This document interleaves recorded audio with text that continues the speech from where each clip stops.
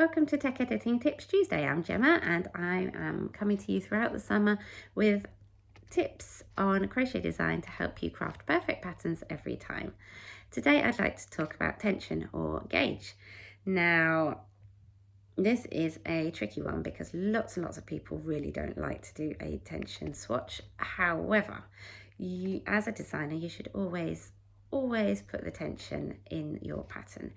Even if it's not really critical, I would still put in what your tension was for your pattern so that the user's got an idea of what they're aiming for. Even if they don't get it exact, so like a blanket or a dishcloth, it doesn't really matter if it's slightly bigger or slightly smaller, but it's the information's then there and they can use it if they want to.